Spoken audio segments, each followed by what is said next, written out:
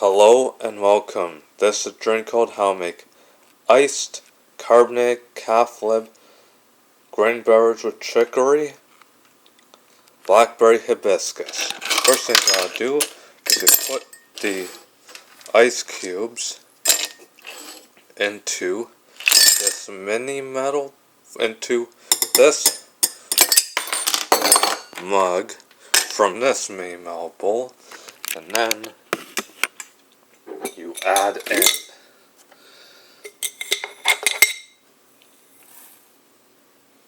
the half lip mix into this mug, and then you pour in the water. And last but not least, you pour in the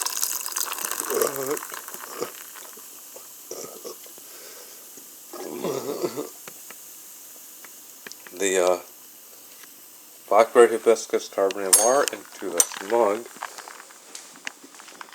and then you fill the mug of water, the mug, not the water, but you fill the water into this mug, and there you go, folks. Here is your iced carbonated calf lip green beverage with chicory, blackberry, hibiscus. Enjoy it, folks, and thank you for watching.